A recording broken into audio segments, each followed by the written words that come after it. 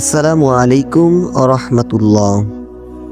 ইসলামের নিশানা 23 চ্যানেলের ধারাবাহিক আয়োজন এসো নামাজ শিখির তৃতীয় পর্বে আপনাদের সবাইকে স্বাগতম। ইসলামের পঞ্চম স্তম্ভের মধ্যে নামাজ হলো প্রধানতম ইবাদত। কিয়ামতের কঠিন দিনে মহান আল্লাহ তাআলা সর্বপ্রথম আমাদের নামাজেরই হিসাব নেবেন। নামাজ যদি সঠিক হয় তবেই অন্য সব আমল কবুল হবে। আজকের পর্বে আমরা আলোচনা করব দিনের প্রথম নামাজ অর্থাৎ পবিত্র জোহরের নামাজ নিয়ে। জোহরের গুরুত্ব, ফজিলত এবং সময়সীমা সম্পর্কে জানতে ভিডিওটি শেষ পর্যন্ত আমাদের সাথেই থাকুন।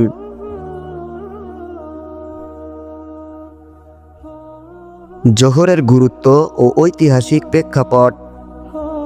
প্রিয় দর্শক, জোহরের নামাজ এই উম্মতের জন্য আল্লাহ তাআলার এক বিশেষ উপহার। আপনারা জানলে অবাক হবেন যে মিরাজ থেকে ফিরে আসার পর হযরত জিবরাইল আলাইহিস সালাম এর ইমামতিতে বিশ্বনবী সাল্লাল্লাহু আলাইহি ওয়াসাল্লাম সর্বপ্রথম যে নামাজটি আদায় করেছিলেন সেটি ছিল জোহরের নামাজ। এজন্যই হাদিসে একে প্রথম নামাজ হিসাবেও উল্লেখ করা হয়েছে। অনেক সময় কখনোই জোহরের আগের 4 রাকাত সুন্নত ছাড়তেন না।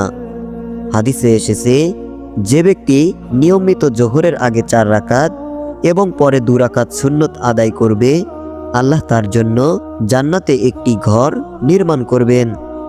এমনকি অন্য এক বর্ণনায় আছে, জোহরের আগে 4 রাকাত এবং পরে 4 রাকাত 2 রাকাত সুন্নত ও 2 রাকাত নফল মুস্তাহাব আদায়কারীর জন্য আল্লাহ তাআলা জাহান্নামের আগুন হারাম করে দেবেন। এবার শুনব পবিত্র জোহরের নামাজের সময়সীমা। অনেকেই আমরা দ্বিধায় থাকি, জোহরের সময় কখন শুরু আর কখন শেষ হয়। সহজ কথায়, সূর্য যখন আকাশ থেকে পশ্চিম দিকে হেলতে শুরু করে তখন জোহরের ওয়াক্ত শুরু হয়। আর কোনো বস্তুর আসল ছায়া বাদে তার মূল ছায়া দ্বিগুণ হওয়া পর্যন্ত জোহরের সময় থাকে। তবে মনে রাখবেন, জুমার নামাজের সময়ও জোহরের নামাজের সময়ের মতোই। হানাফি মাযহাব অনুযায়ী শীতকালে দ্রুত নামাজ পড়া ভালো এবং গরমকালে কিছুটা বিলম্বে পড়া উত্তম। সম্মানিত দর্শক, নামাজ শুধু একটি ইবাদত নয়, এটি আল্লাহর নৈকট্য অর্জনের শ্রেষ্ঠ মাধ্যম। আসুন আমরা অলসতা ত্যাগ করে সময় মতো জোহরের নামাজ এবং এর সুন্নতগুলো আদায় করার চেষ্টা করি। আল্লাহ আমাদের সেই তৌফিক দান করুন। শেষ কথা, জীবনে টাকা রোজগার, ঘর সংসার, মানুষের মন জয়, এসব নিয়েই তো আমরা সারাক্ষণ দৌড়াচ্ছি। কিন্তু যে আল্লাহ আমাদের নিঃশ্বাস দেন, চোখে দেখার শক্তি দেন, হেঁটে চলার ক্ষমতা দেন, তার ইবাদতের জন্য কি একটু সময় বের করতে পারি? দেখেন, অফিসের বসের মিটিং হলে তো 1 মিনিট দেরি করাও হারাম মনে হয়, কিন্তু আজান হয়ে গেলেও নামাজটা এখনই পড়ব এই বলে ঘন্টার পর ঘন্টা পেরিয়ে যায়। আসলে কি আমরা এত ব্যস্ত, নাকি আল্লাহর জন্য আমাদের কাছে সময়ের মূল্য নেই? একবার ভাবুন, যেদিন আপনার আর আমার দম বন্ধ হয়ে যাবে সেদিন সব কাজ থেমে যাবে, শুধু চলবে হিসাব।